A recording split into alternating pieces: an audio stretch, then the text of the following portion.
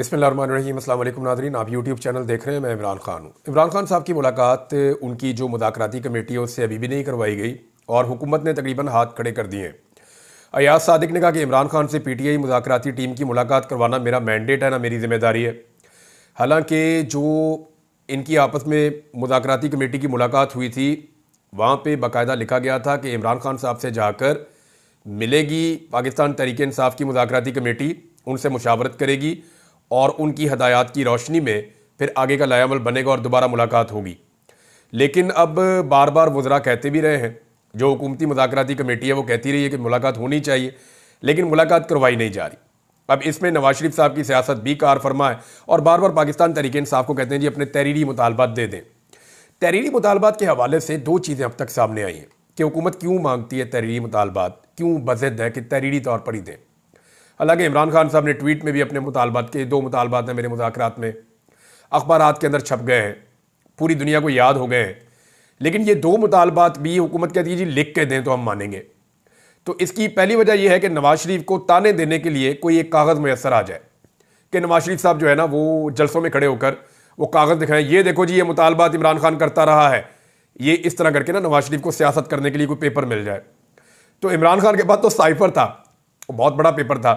तो नवाज शरीफ साहब जो है ना वो मर्सिडीज़ के बदले में अपनी 3 पहिए वाली साइकिल हासिल करना चाह रहे हैं कि मैं भी किसी तरह कोई सियासत के अंदर आ जाऊं कि ये मुझे तहरीरी तौर पे मुतालबा मिल जाए। तो इमरान खान साहब ने कहा दो पहिए लिख के दो, लिख के दे इनको मुतालबात। तो पाकिस्तान तहरीक इंसाफ पहले देना नहीं चाह रही थी। उसकी दो वजूहत जो समझ आ रही थी, एक ये कि मियाँ नवाज शरीफ साहब चाहते हैं कि उनको कोई तहरीरी चीज़ मिल जाए जिसको कल को वो कहें जी एनआरओ मांग रहे थे, ये कर रहे थे, वो कर रहे थे।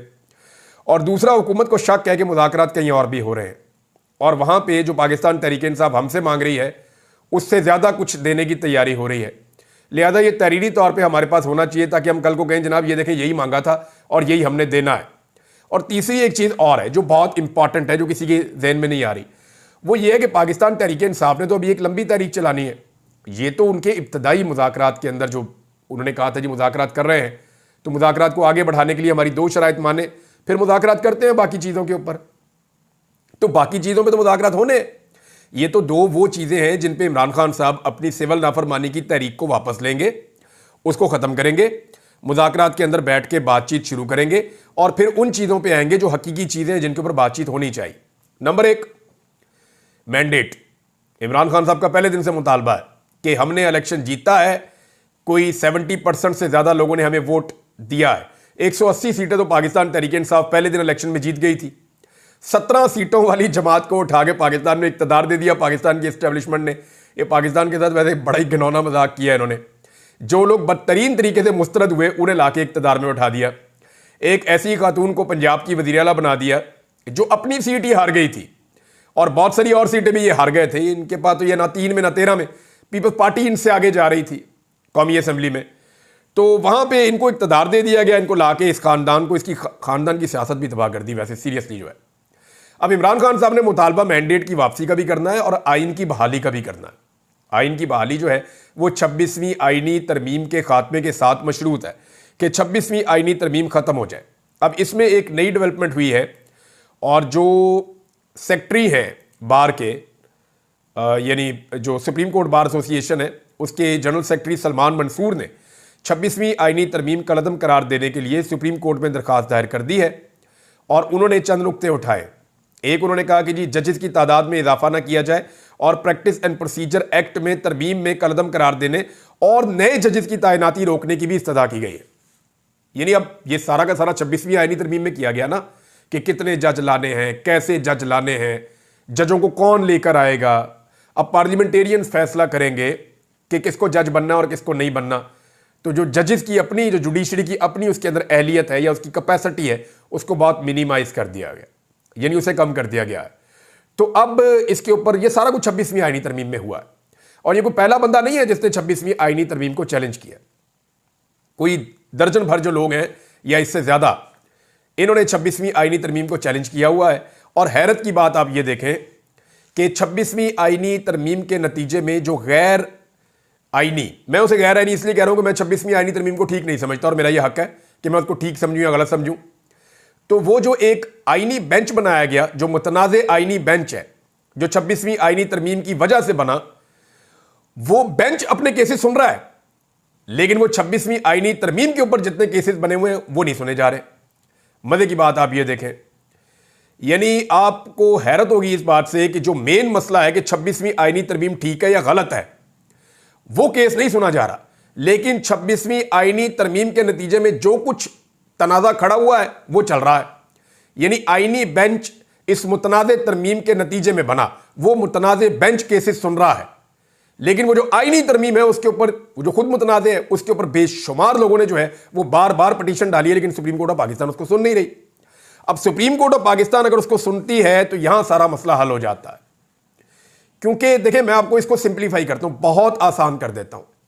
मौजूदा हुकूमत को और एस्टेब्लिशमेंट को इस बात का पता था कि सुप्रीम कोर्ट ऑफ पाकिस्तान में जो जजेस की अक्सरियत है वो आईन और कानून के साथ खड़ी होगी, लिहाजा उनके मकासद पूरे नहीं हो रहे थे। उन्होंने बहुत सारे ऐसे इकदाम उठाने थे जो इकदाम आईन से मुताबिकत नहीं रखते, या बहुत सारे ऐसे काम उन्होंने करने थे जो सुप्रीम कोर्ट ऑफ पाकिस्तान से रिवर्स हो जाते। तो उन तमाम कामों को करने के लिए और उन रुकावटों को दूर करने के लिए उन्होंने सुप्रीम कोर्ट ऑफ पाकिस्तान में एक आईनी बेंच बना दिया, एक मुतनाज़े आईनी तरमीम लाकर, और उस आईनी बेंच में वो तमाम जजेस शामिल कर दिए जो उनके पसंदीदा हैं। अब आपको बात समझ आई कि सुप्रीम कोर्ट ऑफ पाकिस्तान में जजेस की अक्सरियत आईन और कानून के साथ खड़ी थी, लिहाजा हुकूमत और एस्टेब्लिशमेंट का काम नहीं बन रहा था। तो हुकूमत ने और एस्टेब्लिशमेंट ने एक नई अदालत बना दी और उसके अंदर वो जज शामिल कर दिए जो उनके मर्जी के जज हैं। अब जिस चीज से भी खतरा होता है उस चीज का रुख मोड़ दिया जाता है उस बेंच की तरफ, और वो बेंच इनके लिए मामलात को आसान कर देता है। जैसे कि फौजी अदालतों वाला मामला हुआ थोड़े दिन पहले, अभी ये मामला चल रहा है और इसके ऊपर जो है वो पहला बाकायदा एहतजाज जीपीओ चौक में वकला ने किया है फौजी अदालतों के फैसलों के खिलाफ। ये पूरी दुनिया में पाकिस्तान के लिए जग हंसाई का एक सबब बनेगा और कोई वजह नहीं है। यानी ये जो फौजी अदालतें हैं तो अदालतें होती ही नहीं, क्या ये सिविलियन को सजाएं दे सकती हैं? अब ये केस चल रहा था, इसके अंदर कुछ रिमार्क्स हैं जो जज साहिबान ने दिए, तो मैं उनके ऊपर सिर्फ एक बात करना चाहता हूं और जज साहब को बताना चाहता हूं कि तकलीफ होती क्या है। जस्टिस जमाल मंदोखेल साहब ने कहा कि किसी को कैद तन्हाई में रखना खुद एक बहुत बड़ी सजा है। कोई 2 दिन अकेला कैद में नहीं रह सकता। 2 दिन का उन्होंने वर्ड बोला है। मैं खुद भी 14 रोज जेल में रहा हूं। सुबह नमाज के बाद बाहर छोड़ देते थे। कुछ कैदी खेल वगैरह भी खेल लिया करते थे। ये जस्टिस जमाल मंदोखेल साहब ने कहा है। इसके बाद जस्टिस मुसर्रत हलाली साहिबा ने कहा कि कैदियों को बाहर निकलने दें, धूप लगवाने दें, इसमें क्या मसला है। अब ये दोनों जजों को मैं एक बात बताता हूं, आप दोनों सुप्रीम कोर्ट ऑफ पाकिस्तान के जज हैं। 142 दिन मैं अकेला रहा हूं, 142 दिन। वो तकलीफ मैं आपको बता नहीं सकता। और मैं अकेला नहीं हूं, और बहुत सारे लोग वहां पे चिल्ला रहे होते थे, उन्हें मार पड़ रही होती थी। अकेला रखते हैं, टॉर्चर करते हैं, बात नहीं करते, सलाम का जवाब नहीं देते, खाना कुत्ते की तरह डालते हैं, ऐसे नीचे से फेंकते हैं। इस तरह होता है वहां पे कैद तन्हाई के अंदर। इंसान की सेल्फ रिस्पेक्ट ही खत्म कर देते हैं, बंदे को ज़हनी मरीज बना देते हैं। इतने जालिम है ये एजेंसियों वाले जो पाकिस्तान में बंदों के साथ होता है। और क्या जुर्म क्या था? सिर्फ ये कि इख्तलाफ राय, और तो कुछ नहीं था। मैंने 10 दफा उन्हें कहा यार मुझे धूप में निकाल दो 2 मिनट के लिए, मुझे कोई पौधा दिखा दो, मैं कोई ग्रीनरी देखना चाहता हूं, वो बाहर निकालो 5 मिनट के लिए, वो भी नहीं कर रहे थे। तो आप दोनों को मैं ये बता दूं कि आज आप सुप्रीम कोर्ट ऑफ पाकिस्तान में जिन हुकूक की बात कर रहे हैं वो पाकिस्तान में मिलते ही नहीं है। मैं यहां पे एक बेबसी की तस्वीर बना रहा और आपके चीफ जस्टिस ने मुझे, मैं कई दफा कहता रहा, उसने मुझे नहीं बुलाया। और जब आपकी अदालत में मेरे बारे में नाम लिया गया तो उसने कहा वो कौन है। तो आप दोनों में अगर ये जरूरत है तो आप मुझे बुलाकर पूछे, मुझे बुलाएं सुप्रीम कोर्ट ऑफ पाकिस्तान में और मुझे बुलाकर पूछें। मैं आपको बताता हूं कि कैसा जुल्म और कैसा जबर होता है जब जबरी तौर पे लापता किया जाता है। 2 दिन की बात करते हैं, 142 दिन मैंने इन हालात में गुजारे। धूप तो बहुत दूर की बात है, रोशनी बहुत दूर की बात है। तो आपको अंदाजा नहीं है किस तकलीफ से लोग गुजरते हैं। बहरहाल इमरान खान साहब ने कहा जी कि लिख के इनको तहरीरी तौर पे मुतालबात दे दिए जाए और जो इन्होंने उसका करना है वो कर दें। मेरे ख्याल में इमरान खान साहब जो हैं वो हुज्जत तमाम कर रहे हैं। वो ये कोशिश कर रहे हैं कि जितना ये चाहते हैं मामले को घसीटना, ये घसीट लें हुकूमत, क्योंकि फरवरी से पहले कोई एहतजाजी तहरीक चल नहीं सकती। अभी धुंधों का मौसम है, सर्दी भी बहुत ज़्यादा है। नॉर्मली पाकिस्तान में इस मौसम में तहरीक नहीं चलती। इमरान खान साहब की ताकत वैसे भी ज़्यादा जो है, क्योंकि वहाँ उनकी हुकूमत भी है ना, खैबर पख्तूनख्वा में, गिलगित बल्तिस्तान में, कश्मीर में, यहाँ पे इमरान खान साहब की ताकत बहुत ज़्यादा है। पंजाब में भी वो बहुत ताकत में है, लेकिन पंजाब की पुलिस को और वहाँ पे जो फोर्सेस को इस्तेमाल किया जाता है ब्रूटली, वो बड़ा जुल्म और जबर किया जाता है। और मरियम नवाज उनके ऊपर मुसल्लत की गई है, फार्म 47 के ऊपर, जाली वजीर आला। तो वो पूरी कोशिश करती है। और मैं हसीना वाजिद प्लस है वो, मरियम नवाज जो है वो हसीना वाजिद प्रो मैक्स है, नॉर्मल भी नहीं है। और इनका अंजाम भी मुझे ऐसा लगता है कि हसीना वाजिद वाला ही होना है, देर हो सवेर हो अंजाम इनका वही होगा। और ये अपने अंजाम की तरफ चल नहीं रहे, ये अपने अंजाम की तरफ भाग रहे हैं और इन्होंने दौड़े लगाई हुई है अपने अंजाम की तरफ। और ये अंजाम हम देखेंगे क्योंकि जुल्म और बर्बरियत एक लेवल से जब आगे चली जाती है तो लोग रिएक्ट कर जाते हैं। एक दिन आएगा पंजाब में भी लोग रिएक्ट कर जाएंगे। अब 26वीं आईनी तरमीम के हवाले से अगर कोई सुप्रीम कोर्ट ऑफ पाकिस्तान का फुल कोर्ट बैठता है तभी ये सारी चीज़ें रिवर्स हो सकती हैं। और फिर 26वीं आईनी तरमीम अगर ख़त्म हो जाती है तो चाहे फौजी अदालतों का मामला हो, चाहे वो धांधली का मामला हो, चाहे वो दीगर मामला हो, पाकिस्तान में जितने आईनी मसाइल जिनमें पाकिस्तान उलझा हुआ है वो सारे खुल जाएंगे। हत्ता के जो सर्विसेज चीफ्स की 5 साल तक मुद्दत कर दी गई है, 3 साल से बढ़ा के, ये मामला भी चैलेंज हो जाएगा और बहुत सारी चीज़ें आपके सामने आएंगी। अभी कुछ एक दावा किया जा रहा है, मरियम नवाज को पहुंचाया गया सरगोदा तालीमी इदारे में, वहाँ बच्चों को छुट्टी दे दी। यानी आप अंदाज़ा करें कि वज़ीर आला किसी तालीमी इदारे में जाए और उसके आने से पहले बच्चों को नोटिफिकेशन दे के छुट्टी दे दी जाए कि भाई तुसी कार जाओ, ताड़ी लोड नहीं है। तो बच्चों के बगैर वज़ीर आला ने क्या करना है भाई? इमरान खान यूनिवर्सिटी में जाता था, बाहर से लेकर अंदर तक रश रहता था, लोग इकट्ठे हो जाते थे। ये सियासी लोग तो जब जाते हैं तो वो चाहते हैं अटेंडेंस पूरी होनी चाहिए, इधर छुट्टी दे रहे हैं कि जनाब चले जाओ। मकामी सहाफ़ियों को भी इजाज़त नहीं है कि आप आके कवर नहीं कर सकते, अपना मीडिया भी नाल लेके जाना है। और वहां पे मरियम नवाज और तलबा के बीच में जो फासला रखा गया, मैं वो फासला, उसके बीच में क्रिकेट खेल सकते हैं लोग। यानी जितना बीच में रकबा खाली छोड़ा हुआ था उसमें अच्छी खासी वन टिप क्रिकेट हो सकती है, बड़ा मजा आ सकता है वहां पे। तो दूर क्यों बिठाया तलबा को? क्या कोई खतरा है तलबा से, या नारों की आवाजें पहुंच जाती हैं? और वहां पे सिक्योरिटी भी बहुत भारी थी और फिर चुने हुए बच्चे बिठाए हुए थे और उन बच्चों ने भी कोई इस्तकबाल नहीं किया, वहां पे ऊ की आवाजें भी बीच में आ रही थी। अब उसके बाद चंद बच्चों को इकट्ठा करके, जिनके साथ पहले से तय किया गया था, उनको कुछ ब्यूरोक्रेट, कुछ बच्चे, कुछ पुलिस वाले, कुछ सादा कपड़ों में अपने साथ जो लोग ले जाए गए, उन सबको इकट्ठा करके एक जमकट्टा सा बना के तो वीडियो बना के डाल देते हैं कि जनाब ये मरियम नवाज साहबा की मकबूलियत बहुत बढ़ रही है। तो मैं एक चीज अर्ज कर देता हूं कि नवाज शरीफ का मुकाबला मेरा चैलेंज है, PMLN को मेरा आज चैलेंज है और खुलकर चैलेंज दे रहा हूं। नवाज शरीफ का मुकाबला इस वक्त पाकिस्तान तहरीक इंसाफ के किसी भी काउंसलर से करवा दें आप, किसी एक काउंसलर से आप नवाज शरीफ का मुकाबला, चले मैं आपको नाम ले लेता हूं, वो सनम जावेद से आप करवा दें, ये तैयबा राजा से करवा दें। नई लड़कियां हैं ना, इनको तो बहुत वो पॉलिटिक्स में इनका नाम नहीं है या कोई इनकी पूरी लेगेसी नहीं है पॉलिटिक्स में, आप इनके साथ नवाज शरीफ और नवाज शरीफ की बेटी दोनों का मुकाबला करवा दें। सारे सरकारी वसाइल इस्तेमाल करें, जितना आप चाहते हैं वहां पे सरकारी अफसर, पटवारी, जो कुछ आपने करना है आप करें। पूरे लाहौर के अंदर आप होर्डिंग्स लगा दें, सारी बसें आप वहां पहुंचा दें, आप जितना मर्जी करके आप जलसा कर लें और सिर्फ 24 घंटे का फ्री हैंड दे दें इन दो खवातीन को। यास्मीन राशिद साहिबा को आप 24 घंटे के नोटिस के लिए छोड़ दें बस पैरोल के ऊपर, और उन्हें कहें चले यास्मीन राशिद को ले लें, कैंसर की पेशेंट है, सिर्फ उन्हें 24 घंटे दे दें, वो आपसे 10 गुना बड़ा जलसा करके आपको दिखा सकती हैं इसी शहर लाहौर के अंदर। यानी इस वक्त नवाज शरीफ की मकबूलियत का यह आलम हो गया है, बूट पॉलिश कर करके अपनी मकबूलियत का बेड़ा गर्क कर दिया मियां साहब ने। अच्छे खासे इनकलाबी लीडर बनने की तरफ जाते हैं, फिर इनकी बेटी और इनका भाई इनको खींच के फिर ले आता है कि नहीं हमने तो जूते साफ करने हैं, हमारा तो ट्रैक रिकॉर्ड इस चीज का है, हमने तो हमेशा यही काम किया, हमने यही काम करना है, फिर सारा टब्बर लग जाता है जूते साफ करने के ऊपर। ओ भाई अच्छा खासा मियां नवाज शरीफ लेके जाता है तुम लोगों को, कभी इनकलाबी बन जाते हैं, आ जाओ थोड़े डंडे थोड़ी मार खा लेते हैं, साथ ही कोई ना कोई प्लेटलेस गिरा के उसको बाहर निकाल देते हैं। तो मियां नवाज शरीफ साहब का मुकाबला आज पाकिस्तान तहरीक इंसाफ के एक काउंसलर के साथ भी लेवल प्लेइंग फील्ड की शर्त के ऊपर नहीं करवाया जा सकता। मेरा चैलेंज है, मैं ओपन चैलेंज कर रहा हूं कि अभी मुकाबला करवा के देख लें, लेकिन एक शर्त है कि लेवल प्लेइंग फील्ड होनी चाहिए, उनको भी मौका मिलना चाहिए, उनका जहां तक दिल करे वो निकले, वो निकल कर आकर बैठे, पुरअमन तरीके से आप उनको 24 घंटे दें, 24 घंटे में वो आपके सारे रिकॉर्ड बराबर कर देंगे। और मैं एक काउंसलर की बात कर रहा हूं, किसी और बंदे की बात नहीं कर रहा। तो ये यहां तक अगर नवाज शरीफ की सियासत पहुंची है तो पहुंचाने में जो है वो इन्हीं लोगों का किरदार है जो इस वक्त उछल उछल के कह रहे हैं जी मरियम नवाज की मकबूलियत बहुत ज्यादा बढ़ गई है और ये हो गया वो हो गया, और जाल साजी के ऊपर इनकी हुकूमत कायम है। अभी एक जाली लेटर निकाल दिया इन्होंने नून लीग वालों ने, और वो UAE का निकाल दिया लेटर के, जनाब UAE ने बड़ा एहतजाज किया है, बड़ी मजम्मत की है पाकिस्तान तहरीक इंसाफ की लीडरशिप पे कि जनाब उनके खिलाफ कोई प्रोपेगेंडा किया गया है।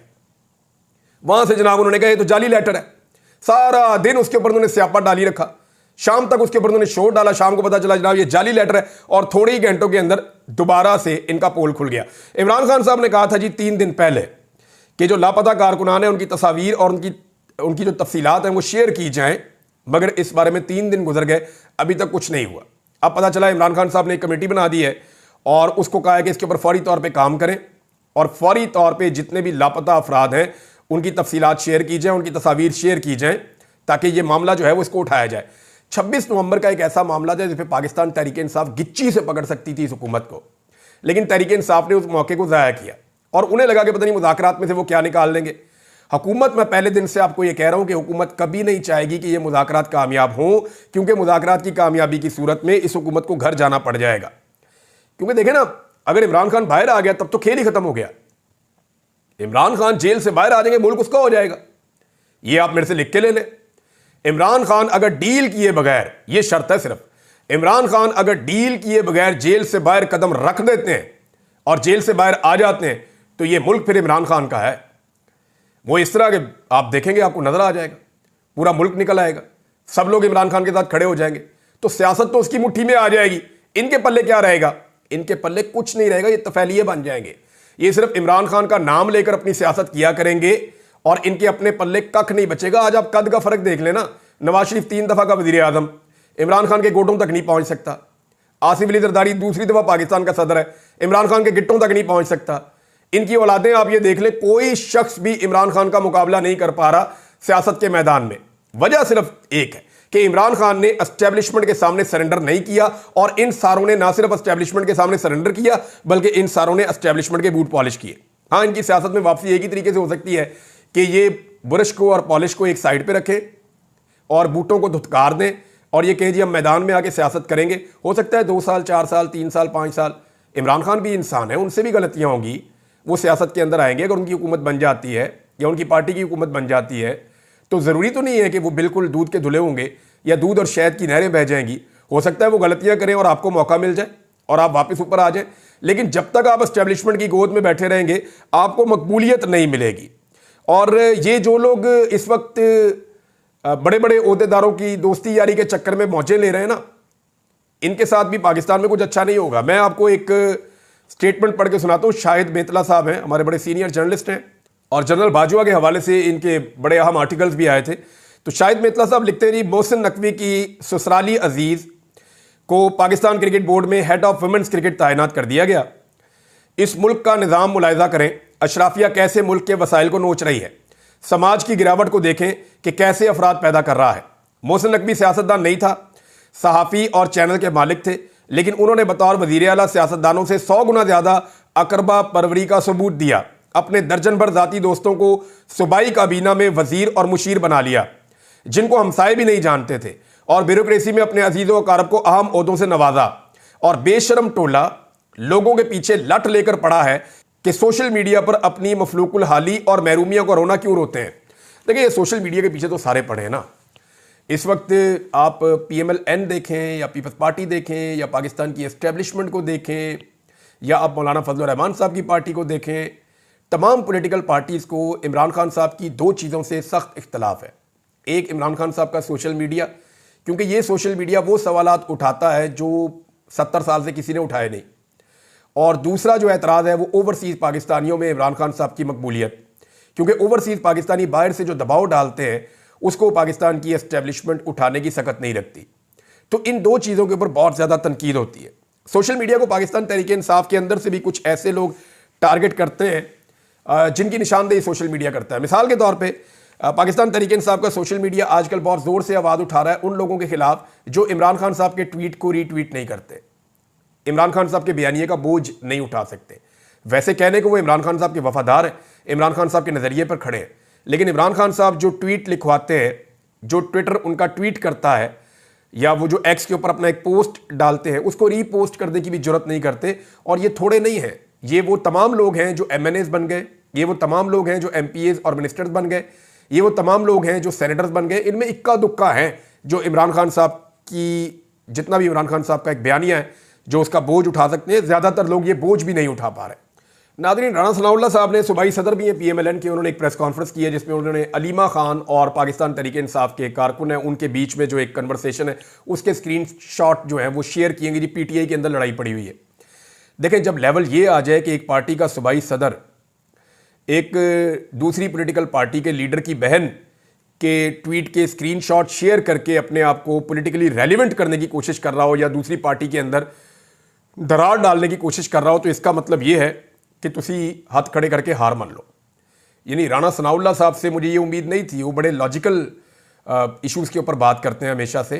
राणा सनाउल्लाह साहब जो हैं वो इस लेवल पे आ गए हैं, तो इसका मतलब ये है कि PMLN का बहुत बुरा वक्त चल रहा है भाई, बहुत बुरा वक्त। अब तक के लिए इतने, अपना ख्याल रखिएगा, अपने इस चैनल का भी। अल्लाह हाफिज़।